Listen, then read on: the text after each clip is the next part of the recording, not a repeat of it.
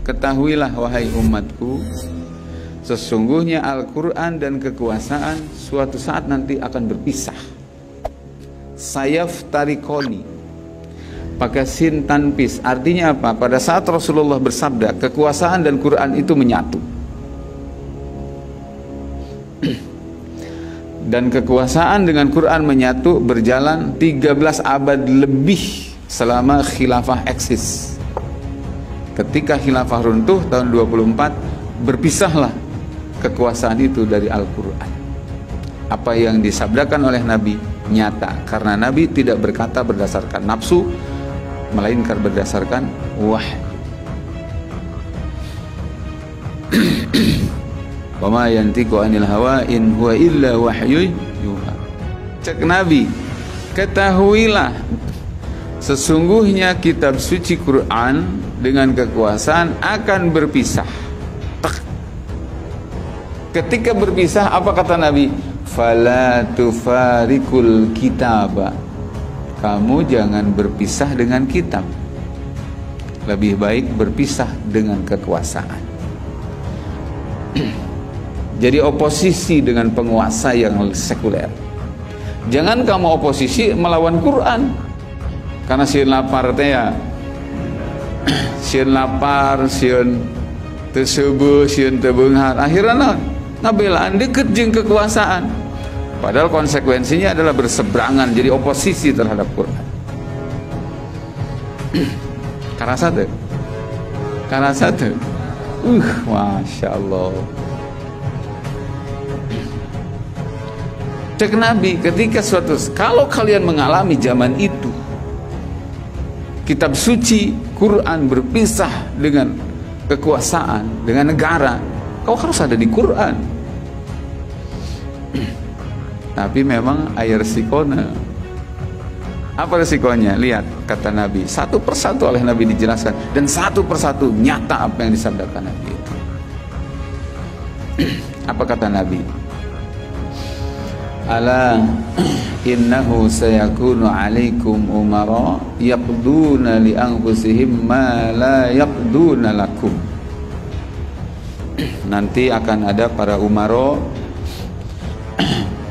ya, para penguasa dengan dalih menegakkan hukum, tapi hukumnya selalu memenangkan untuk mereka dan golongannya. Tidak pernah berpihak untuk kebaikan kalian, tapi untuk kebaikan dan keuntungan mereka saja. Ya, yaqduna li anfusihim ma la yaqduna lakum. Satu. Berikutnya nih, kata Nabi, in asaitumuhum qatalukum. Nanti pada saat kekuasaan berpisah dengan Quran, sehingga mereka semena-mena memperlakukan rakyat, menzalimi rakyat, jahat kepada rakyat, bahkan lebih memanjakan para penjajah dan asing. Kata Nabi, pada saat itu nanti, in asaitumuhum qatalukum.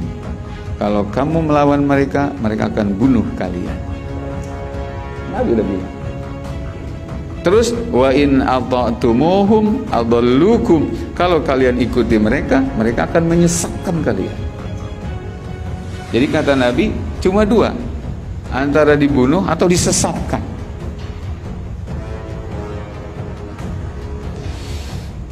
Ngelawan dibunuh, mengiyakan jadi sesat. Tuh, pilihan. Bagi orang yang beriman, dia tidak akan berpikir cuma dunia, akhirat. Terus sahabat bertanya, ini penting banget dia. Hadis ini menjawab situasi hari ini kita masih bagaimana? Nyata. Nabi ditaruh oleh sahabat, qaulu ya Rasulullah, kaifa nasna'u? Apa yang kami lakukan pada zaman itu? Kami melawan, dibunuh. Kami mengikuti, jadi sesat. Sesatnya itu bahkan sampai ke akidah loh. Dan hari ini teman-teman semua, kita bisa menyaksikan betapa orang-orang yang hari ini merapat kepada para penguasa yang sekuler, yang sangat-sangat aromanya tuh menyengat banget, resep ke Islam teh. Itu telah menyebabkan banyak orang tersesat. Kita bisa dengarkan kata-kata dia. Contoh, pengen contoh. Ada seorang laki-laki. Itu dia mengatakan, dulu mengatakan khilafah syariat Islam yang tertolak. Baru-baru ini dia mengatakan tidak ada negara yang normal dengan sistem khilafah. Dengan mengatakan tidak ada negara yang normal dengan sistem khilafah, artinya dia menantang Rasulullah ketika Nabi mengatakan alaikum bisunnati wa sunnatil khulafa'ir rasyidin al mahdiyyin min ba'di. Kata Nabi, may ya'is minkum fasayara ikhtilafan katsira. Hai sahabat-sahabatku, siapa yang nanti panjang umur setelah aku meninggal nih, kalian panjang umur, kalian akan menyaksikan perikhtilafan yang banyak di tengah umat ini. Semua mengklaim Islam. Kata Nabi, supaya kalian selamat, tidak tersesat, kuncinya alaikum bisunnati. Kau harus ikuti sunnahku. Wa sunnatil khulafa'ir rasyidin. Camkan kalimatnya. Dan ikuti sunnah para khalifah. Khulafa itu jamak daripada khalifah. Rasul tidak menyebutkan wa sunnati Abi Bakar wa Umar wa Utsman wa Ali. Padahal yang dimaksud itu.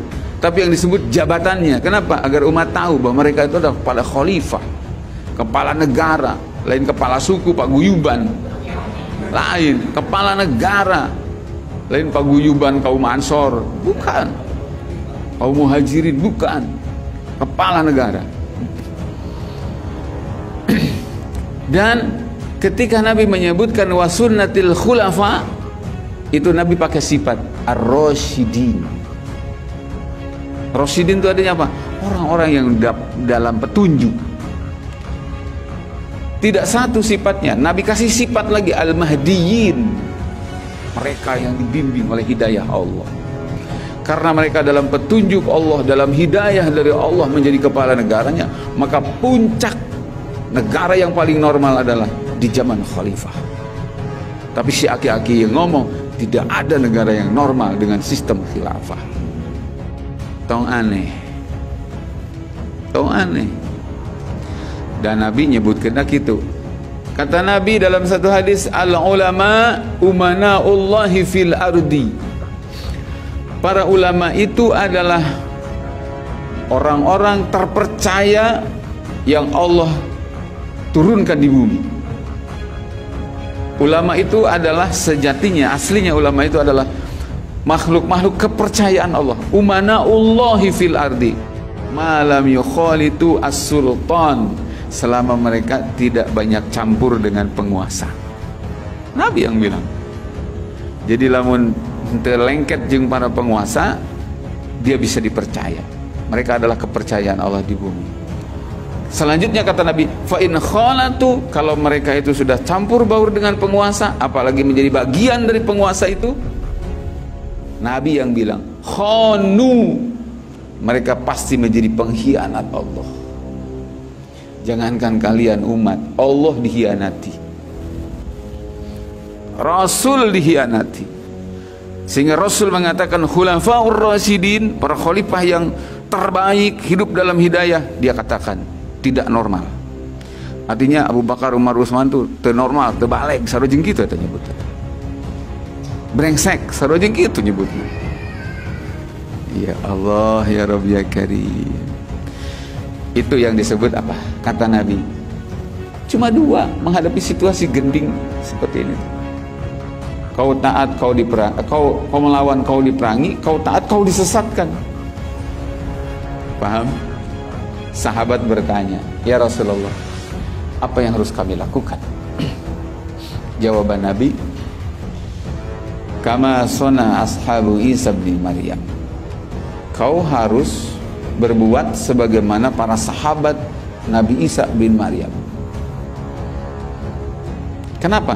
Nusyiru bil manashir. Mereka itu karena keimanannya, oleh orang kafir sampai digergaji. Wa humilu 'alal khashab, dicincang-cincang. Kau harus seperti mereka, kata Rasulullah.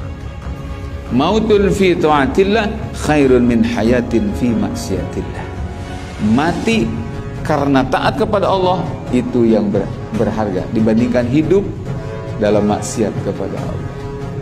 Bisa disimpulkan? Bisa disimpulkan jemaah sekalian? Nah, itu hadis Nabi riwayat Imam At-Tirmidzi.